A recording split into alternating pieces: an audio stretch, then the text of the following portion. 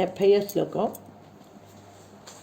మృణాళీం మృద్వీనాం తవ భుజలతానాం చతసృణాం చతుర్భిః సౌందర్యం సరసిజభవస్ఫౌతివదనైః నకేభ్యः సంత్రస్యన్ ప్రథమమదనాదందకరిపో చతుర్ణాం శీర్షాణాం సమమభయహస్తార్పణధియా.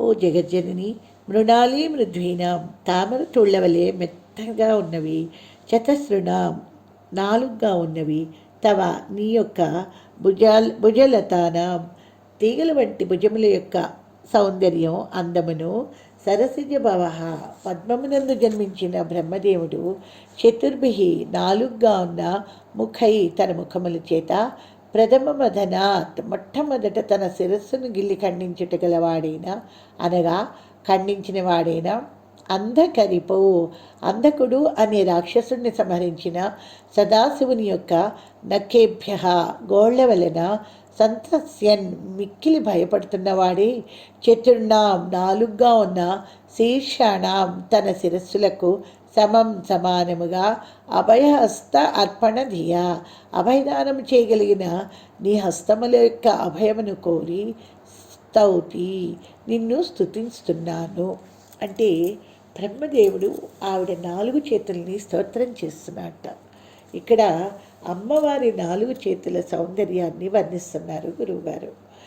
అంటే అమ్మా జనని, తామర తూళ్ళలాగా మృదువుగా ఉండే నీ బాహువుల చక్కదనాన్ని చూసి బ్రహ్మ తన 4 ముఖాలతో పూర్వం తన 5వ శిరస్సును గోటితో గిల్లిన శివుడిని గోళ్లకు భయపడుతూ ఒక్కసారిగా తన మిగిలిన 4 శిరస్సులకి నీ 4 హస్తాల నుండి అభయదానం కోరుతూ నిన్ను స్తుతిస్తున్నాడు అని చెప్పారు.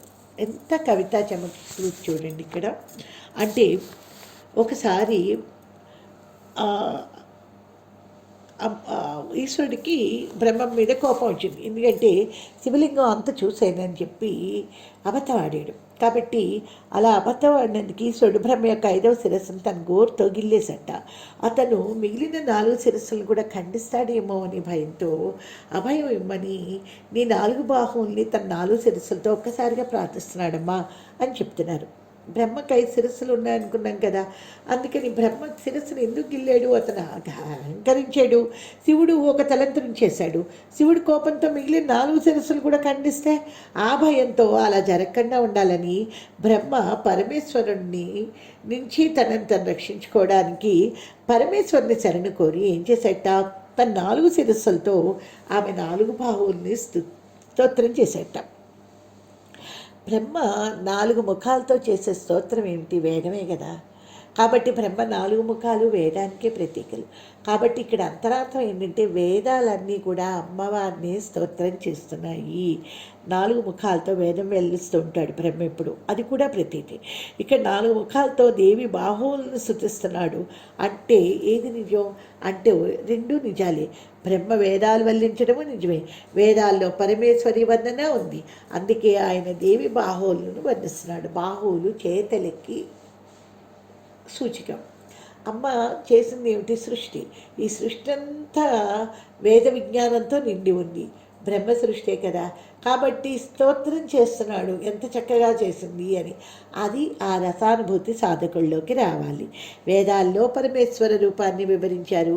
ఇప్పుడు ఈ శ్లోకంలో చెప్పిన దాన్ని బట్టి ఆ దేవే పరమేశ్వరి అనే విషయం కూడా మనకి అవగతం అవుతుంది. ఇంకా మనకి ఇంకొక అర్థం కూడా దీంట్లో కొంతమంది చెప్తారు. ఒక సృష్టి రహస్యాన్ని కూడా ఇందులో ఇమిడి ఉందని కూడా చెప్తారు. సృష్టి క్రమాన్ని కానీ మనం పరిశీలిస్తే ఆకాశాత్ వాయు, వాయురగ్ని, అగ్నిరప, తర్వాత అభ్య పృథ్వీ అని తైత్రీయ ఉపనిషత్తుల్లో చెప్పబడింది.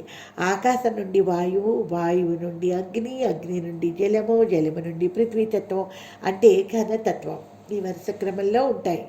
అంటే ఈ క్రమాన్ని బట్టి మొట్టమొదట ఆకాశం నుండి ప్రారంభింపబడి దాని నుండి మిగిలిన భూతాలు సృష్టి ఏర్పడినట్టుగా ఇక్కడ ఒక సృష్టి రహస్యాన్ని సూచిస్తున్నారు. ప్రళయ మార్గం దీనికి ఎలా ఉంటుంది అంటే దీనికి అచ్చంగా వ్యతిరేకంగా ఉంటుంది. అప్పుడేమవుతుంది? పంచభూతాత్మకమైన సృష్టిని చేసేవాడు బ్రహ్మ కదా. కాబట్టి బ్రహ్మ 5 తలలు ఈ పంచభూతాలకి ప్రతీకలు అనుకుంటే, ప్రళయం వచ్చినప్పుడు శివుడు ముందుగా ఆకాశాన్ని తనలోనికి లీనం చేసుకుంటాడు. దాంతో వెంటనే వాయువు, అగ్ని, జలం, పృథ్వీ ఇవన్నీ కూడా అదే మార్గంలో ఒకదాని వెంట ఒకటి లీనమైపోతాయి. బ్రహ్మకి 4 వైపులా ఉండే ముఖాలు వాయు, అగ్ని, జల, పృథ్వీ తత్వాలు కదా. వాటి మధ్యలో ఊర్ధ్వముఖంగా ఉండే తల ఆకాశతత్వాన్ని సూచిస్తుంది. శివుడు బ్రహ్మ యొక్క 5వ తలను గిల్లివేశాడు అంటే ప్రళయంలో ముందుగా పంచభూతాల్లో ఆకాశతత్వాన్ని తనలోనికి లీనం చేసుకోవడం అని కూడా అర్థం చెప్తారు పండితులు. దీని ప్రకారమే అమ్మవారి బాహువులను ప్రార్థిస్తే ఆ బాహువుల్లో అమ్మవారి శివుణ్ణి వారించి తిరిగి పునఃసృష్టికి తోడ్పడుతూ చేసే ప్రయత్నంగా బ్రహ్మ చేసే స్తోత్రాలను సమన్వయపరచుకోవాలని, మృణాల మృదుత్వం గల అమ్మవారి బాహువుల గురించి చేసే ఆ స్తోత్రాలే బ్రహ్మసూత్రాలుగా రూపొందినాయని కూడా కొంతమంది చెప్తారు. అంటే బ్రహ్మ నుండి భౌతిక సృష్టికి జరిగే ప్రక్రియకు ముఖ్య సూత్రాలు ఈ బ్రహ్మసూత్రాలుగా మనం సమన్వయపరచుకోవచ్చు. ఇవన్నీ పక్కన పెడితే మనం ఆవిడ ఉన్మేష నిమిషోత్పన్న కాబట్టి ఆవిడ కళ్ళు తెరిస్తే సృష్టి, కళ్ళు మూస్తే ప్రళయం. ఇందులో గురుస్వరూపిణి ఆవిడ కదా. కాబట్టి శివుడు బ్రహ్మ ఆకాశతత్వం అంటే ఆ ప్రళయం వైపుకి ఎప్పుడైతే ఉన్ముఖమయ్యి 5వ శిరస్సుని గిల్లివేశాడో అప్పుడు ఏమవుతుందంటే మిగిలిన ప్రళయం సృష్టి అంతా కూడా కలిసిపోతుంది. కాబట్టి ఈ రకంగా మళ్ళీ పునఃసృష్టి చెయ్యాలి అంటే ఏం చెయ్యాలి అంటే బ్రహ్మ మళ్ళీ ఆవిడకి ఆవిడ ఆజ్ఞానుసారం కనుసైగతోటి మళ్ళీ సృష్టిని పునఃప్రారంభించాలి కదా. అప్పుడు ఏం చేస్తాడు? ఆజ్ఞానుసారం చేశాడు అనడానికే సూచికగా బ్రహ్మ ఆవిడ 4 బాహువుల్ని స్తోత్రం చేస్తున్నాడు అని అర్థం. ఇంకా సాధకుడికి ఈ శ్లోకం వల్ల కలిగేది ఏమిటి అంటే సృష్టి రహస్యాలు బోధపడతాయి. సృష్టి అంతా ఆ అమ్మ స్వరూపంగా భాషిస్తుంది. ఎప్పుడైతే అమ్మ స్వరూపంగా సృష్టిని చూడగలుగుతాడో అతడిలో అహంకారం నశించి అతను అమ్మవారి వైభవాన్ని, ఆ పరమేశ్వర తత్వాన్ని గ్రహించగలిగి ఆ ఉన్నత స్థానానికి వెళ్ళగలుగుతాడు. అది ఆధ్యాత్మిక స్థాయిలో. ఇంకా మామూలుగా ఐహిక లోకంలో ఏంటంటే తన పనులు ఏవైతే ఉన్నాయో దాంట్లో ఆ కళ ఏకాగ్రతని దేని మీదైతే ధ్యానం పెట్టే ఆ కళ అనమాట. అంటే పరిపూర్ణమైన అంకిత భావంతో తన కార్యనిర్వహణలో ఎవరైతే లీనమయ్యి ఆ పని కోసమే నిరహంకారంగా చేస్తారో వాళ్ళకి అమ్మవారి రక్షణ 4 విధాలుగా లభిస్తుంది. అంటే ఇక్కడ కథ చెప్పుకోవచ్చు. ఒక గుడి కడుతున్నారట శ్రీ అంటే విష్ణువుకి లక్ష్మికి కలిపి. అప్పుడు లేదు పార్వతీ పరమేశ్వరులు అనుకోవచ్చు, ఎవరైనా తల్లిదండ్రులు వాళ్ళే కదా. వాళ్ళు అలా వెళ్తూ ఉంటే ఇంతమంది గుడి నిర్మాణాల్లో కష్టపడుతున్నారు కదా, వీళ్ళందరికీ మోక్షం వస్తుందా అంటే రాదుదేవి అన్నట్టు. ఎందుకు అలాగా అంటే చూడు ఒకసారి అని చెప్పి వాళ్ళిద్దరు మామూలు మానవుల సాధారణ మానవులుగా వెళ్ళి అక్కడ గుడి మెట్లు అక్కడ ఒక రాయిని ఒకళ్ళు చెక్కుతున్నారట. ఎందుకు బాబు ఏం చేస్తున్నావు అంటే ఏం చేయాలి, పొట్ట గడవాలి కదా, అందుకని కష్టపడితే కానీ పొట్ట గడవదు, అందుకని ఇక్కడ ఈ పనుల్లో నేను పనికి కూలీ పని చేస్తున్నాను అన్నట్టు. మంచిది అన్నట్టు. ఇంకొకరిని అడిగేట ఏం చేస్తున్నావు బాబు అంటే అతను ఇంకేదో పని చేస్తున్నాడు గుడికి సంబంధించిన నిర్మాణ కార్యక్రమాల్లో. అతను అన్నట్ట నాకు పెద్ద కుటుంబం ఉంది, ఆ కుటుంబాన్ని పోషించాలి కదా, అందుకని ఆ కుటుంబ పోషణ నిమిత్తమయ్యి నేను ఇక్కడ ఈ శ్రమ పడుతున్నాను, ఈ డబ్బులు తీసుకెళ్ళి నా కుటుంబాన్ని పోషిస్తాను. వెరీ గుడ్, చాలా బాగుంది. ఇంకొకరిని అడిగితే అతను ఏమన్నాడంటే ఇది ఏమీ లేదు, ఇందులో నా శిల్పకళని వాటిని నా వైభవాన్ని ప్రదర్శించుకోవడానికి ఒక అవకాశం, కాబట్టి దీంట్లో నేను చక్కటి నా శిల్పకళని ప్రదర్శించి నేను తద్వారా రాజుని ఆకర్షించి తద్వారా బోల్డ్ సంపాదించి నేను ఎన్నో వైభవాల్ని సుఖాల్ని పొందడానికి దీన్ని నేను ప్రయత్నిస్తున్నాను, అందుకని చాలా బాగా చేస్తాను అన్నట్టు. చాలా బాగుంది. ఇంకొక అతన్ని అడిగేట మెట్లు చెక్కుతున్నట్టు, అతను గుడి మెట్లు కళ్ళనీళ్ళు తుడుచుకుంటూ చెక్కుతున్నట్ట. ఎందుకు బాబు ఏమైంది, అంత కష్టం ఏమొచ్చిందంటే ఇది కష్టం కాదు నాయన, ఆనంద బాష్పాలు. అంటే ఎందుకు ఇక్కడ పరమేశ్వర ప్రతిష్ఠ జరుగుతుంది, అమ్మవారితో కలిపి పరమేశ్వరుడిని ఇక్కడ స్థాపించడం జరుగుతుంది. ఆ పరమేశ్వరుల్ని దర్శించడానికి భక్తులందరూ ఈ మెట్ల మించే వెళ్తారు.